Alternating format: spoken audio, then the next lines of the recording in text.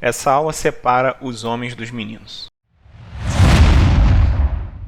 Então vamos lá, pessoal. Nessa aula aqui eu pretendo ensinar para vocês o que é encapsulamento. E por que eu disse que isso é o que separa os homens dos meninos? Porque para mim foi um divisor de águas quando eu soube disso aqui. Eu tenho certeza que hoje minhas bibliotecas elas são muito mais bem projetadas do que antes.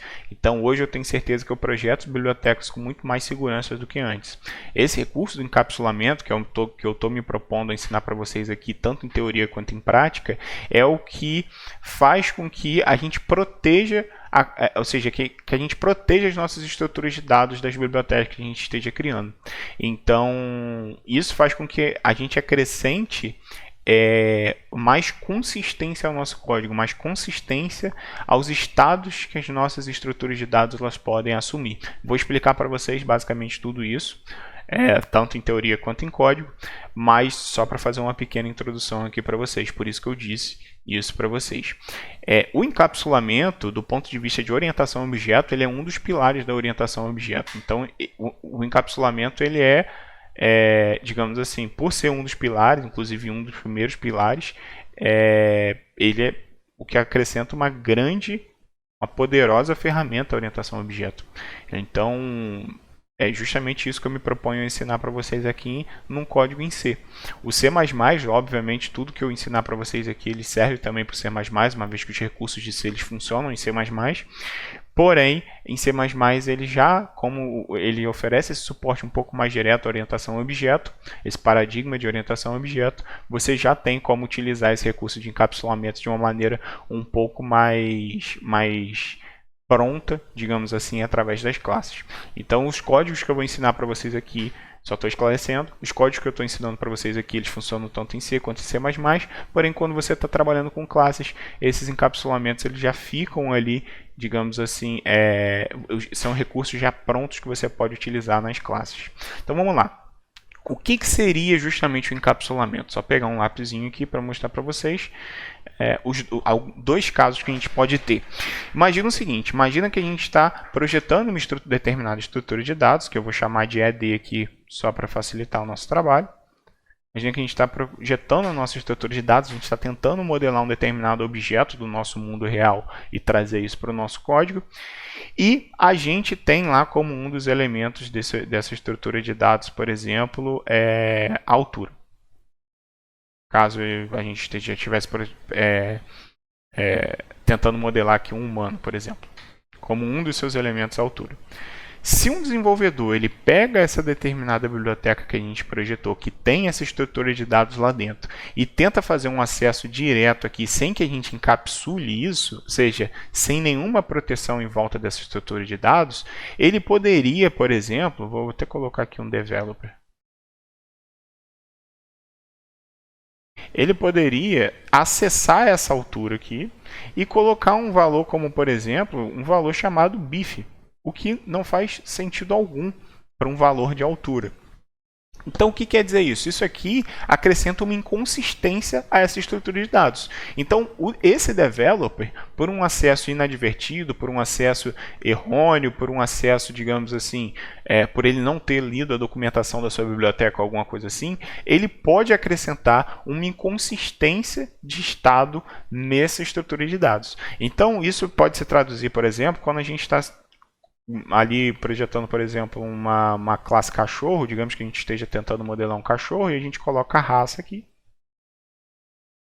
E aí a gente tenta, dentro dessa raça aqui, inserir uma palavra que não tem nada a ver com raça. Então, por exemplo, molho.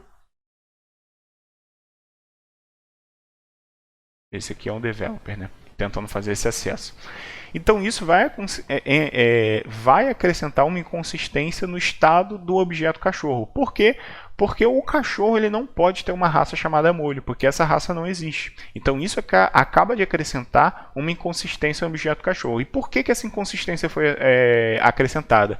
Justamente porque você deu acesso a esse developer a estrutura de dados direta. Nesse caso aqui, a estrutura cachorros, ou seja, você deu acesso direto a essa estrutura de dados cachorro. Porém, imagina que num segundo caso, você tem essa estrutura de dados aqui sendo acessado através agora de um encapsulamento, ou seja, você encapsula ele. A própria palavra encapsulamento, ela quer dizer justamente essa camada de proteção, uma camada que você coloca em volta de algo que você quer proteger, que no nosso caso é a estrutura de dados, que vai proteger esse elemento central, que no nosso caso é a estrutura de dados. E através esse developer agora, para ele fazer esse acesso a essa estrutura de dados interna, ele tem que passar por essa camada de proteção. E essa camada de proteção, ela vai justamente fazer esse meio de campo aqui, que vai apenas deixar passar para dentro esse acesso, né, digamos assim, deixar com que esse developer ele tenha acesso a essa estrutura de dados apenas se esse developer tiver feito o acesso correto. Então essa camada, digamos assim, esse encapsulamento que você cria em volta da sua estrutura de dados torna o seu código muito mais seguro. Por quê? Porque agora você está forçando com que a sua estrutura de dados ela tenha sempre o estado consistente. Porque quando esse developer aqui tentar fazer esse acesso com digamos assim, um valor de acesso inconsistente, esse sinal aqui de dentro que teoricamente foi repassado, ele não seria mais, porque esse sinal ele seria cortado aqui justamente nesse encapsulamento. Esse encapsulamento ele avaliaria se esse sinal de input dado ele é válido para a consistência dessa estrutura, e se for consistente ele deixa passar, caso não, ele não deixa. Como que isso se traduziria num mais baixo nível, assim, a gente já tratando em linguagem de programação aqui nesse caso? A gente ficaria da seguinte forma, a gente teria uma estrutura de dados, onde essa estrutura de dados aqui, ela teria todos os elementos dela, então, por exemplo, teria altura, raça, cor, tamanho de pata, peso, enfim, diversos elementos ali que essa estrutura de dados ela poderia ter quando você está modelando um objeto. Nesse caso aqui, os exemplos que eu citei foi como se você estivesse modelando um objeto cachorro. E aí você faz justamente esse encapsulamento através de algumas funções. Então você só permite o acesso a essa estrutura de dados aqui através de funções. Então, por exemplo, você poderia ter uma função aqui setRaça, ou seja, para você acessar e escrever um valor de raça, uma função getRaça, para você acessar e ler o valor da raça atual que está escrito lá, um setAltura, entendeu? Ou algo nesse estilo assim. Opa, perdão, altura. E um getAltura. E aí você tem o developer aqui, nessa camada aqui mais de fora, não podendo fazer esse acesso direto mais a essa estrutura de dados. Ele agora necessariamente ele tem que fazer acesso a essas funções, essa camadinha de funções aqui que você vai redigir, e apenas essas funções que podem fazer esse acesso a essa estrutura de dados. Isso faz com que você tenha controle sobre esse acesso que esse developer tente fazer aqui. Por quê? Porque essas funções aqui é você que vai escrever. É você quem vai dizer quais são os sinais que podem ser propagados para cá para dentro e qual que não. Quais são os sinais que podem entrar nessa estrutura de dados e quais que não. Então é justamente isso que vai acrescentar essa segurança de encapsulamento no nosso código. Mas a questão é, como que a gente consegue fazer o nosso developer conseguir enxergar essas funções, mas não as nossas estruturas de dados? Como que a gente faz com que essas funções aqui do meio, elas tenham acesso tanto a essa estrutura de dados quanto a esse developer, ou seja, que ele fique exposto a esse developer e que essas funções aqui elas tenham acesso a essa estrutura de dados, uma vez que elas precisam ter, né? E como que a gente faz com que o developer ele só tenha acesso a essa estrutura de dados, mas que ele não possa ter o acesso a essa estrutura de dados aqui direta? Ele tem acesso apenas a essas funções aqui do meio, digamos assim, essa interface de funções entre o developer e a estrutura de dados. Como que a gente faz isso? A gente faz isso através dos chamados tipos incompletos dentro da programação. O tipos incompletos ela não é um conceito que se restringe apenas ao C e ao C++. Os tipos incompletos é um conceito que existe na programação, digamos assim. Os tipos incompletos, ele nada mais são do que tipos que você declara para o compilador que eles existem, mas que você não define eles. Ou seja, imagina o seguinte, imagina que você tem uma estrutura de dados ali, que você está modelando, por exemplo, um cachorro, e você diz para o seu compilador assim, olha, essa estrutura de dados aqui do tipo cachorro, ela existe. Ou seja, eu estou dizendo para você apenas que ela existe. Mas eu não vou definir para você ainda, ou seja, eu não vou especificar para vocês ainda quais são os valores que tem ali dentro, quantos são e quais são os tipos desses elementos que tem ali dentro dessa estrutura de dados. Então você apenas diz para o seu compilador que ele existe. Por consequência, como você só informa para o seu compilador que aquele tipo incompleto ele existe, mas você não define ele, ou seja, você não diz quem são esses elementos, quais são e quais são os seus tipos, o seu compilador não tem informação suficiente para saber o tamanho dessa variável, o tamanho dessa estrutura de dados. E por consequência, por ele não saber qual é o tamanho dessa estrutura de dados, ele não tem como alocar uma variável daquele tipo. Então, esses tipos incompletos vai fazer com que a gente permita justamente essa restrição de acesso, para que a gente não permita com que determinados desenvolvedores, ou seja, pessoas externas à nossa biblioteca, acessem justamente esses elementos internos dessa biblioteca. A gente já vai mostrar isso em código, podem ficar tranquilos. Vou primeiro vir aqui no Visual Studio Code e mostrar para vocês o conceito justamente de tipos incompletos. Imagina o seguinte, deixa eu só passar aqui puxar aqui meu teclado aqui e vamos lá.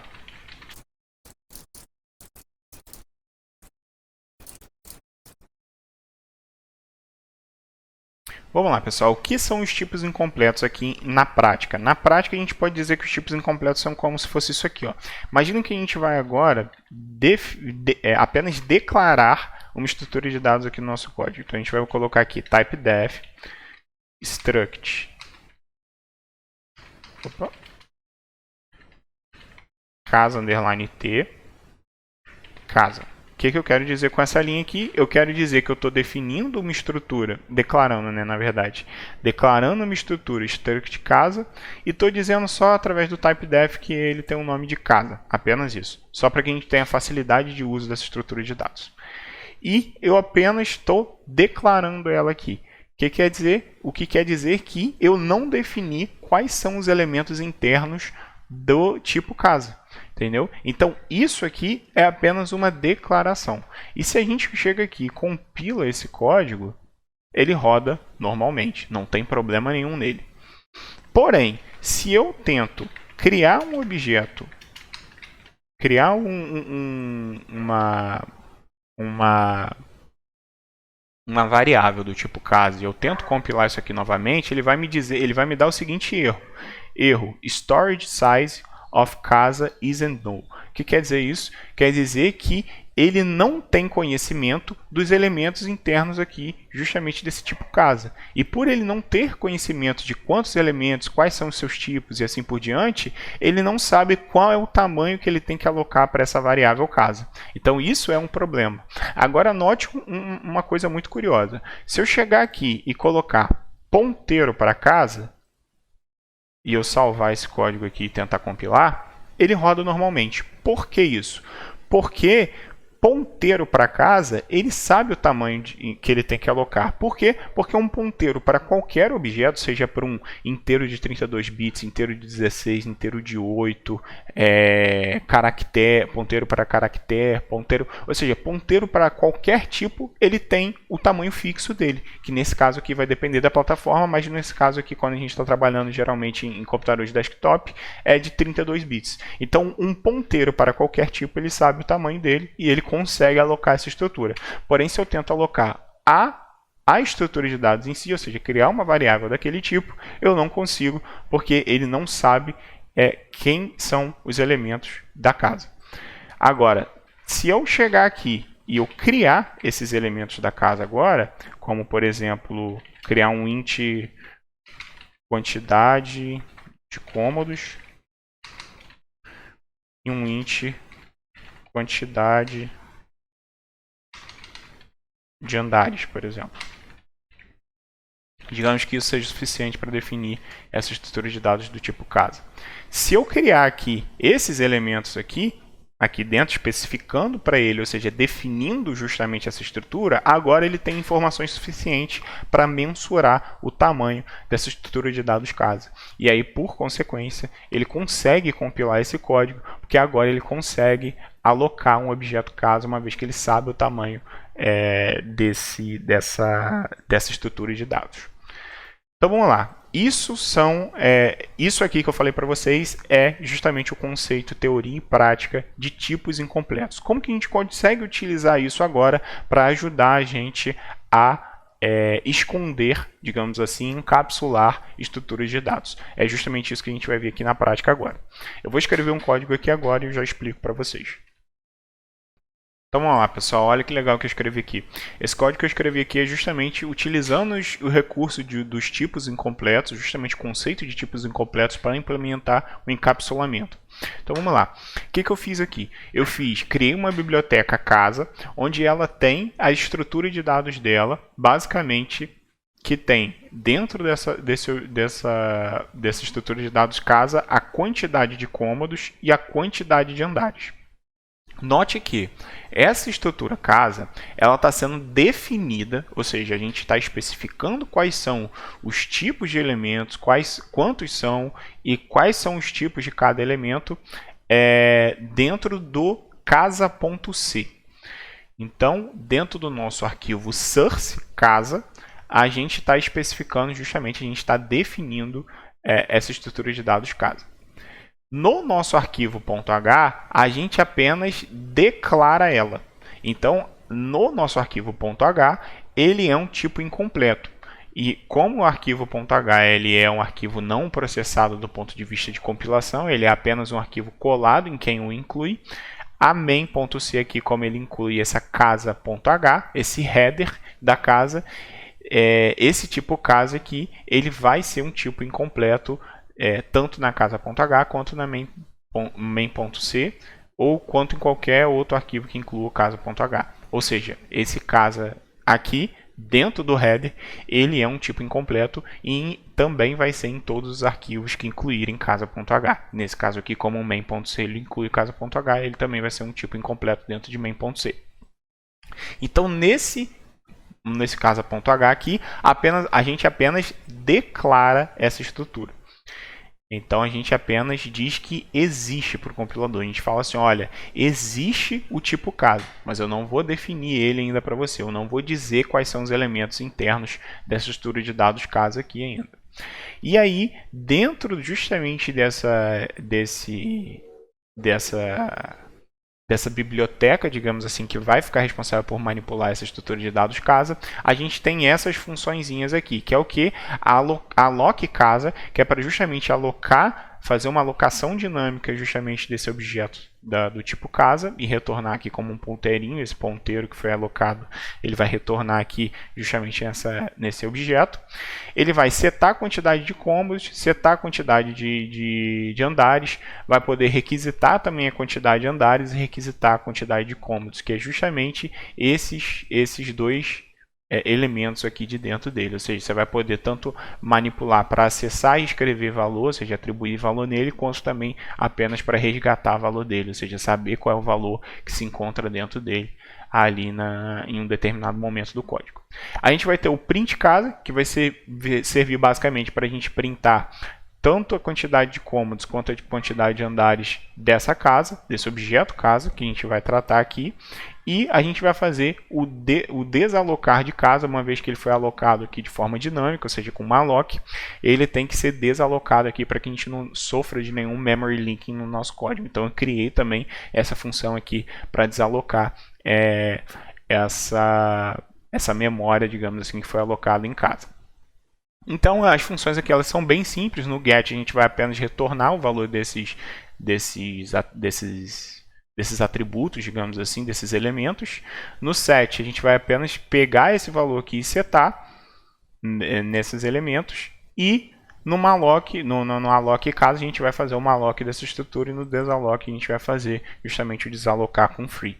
E o printf aqui vai ficar responsável por printar justamente essas características da casa, quantidade de cômodos, quantidade de andares e enfim, assim por diante. Na nossa main, o que eu fiz?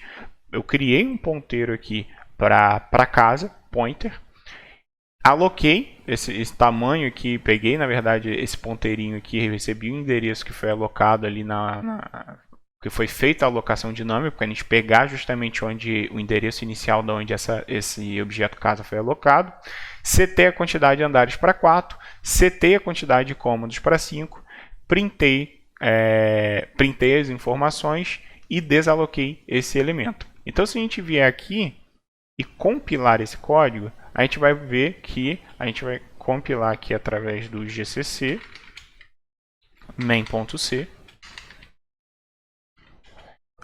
casa.c também, e quero jogar esse resultado no main.executável.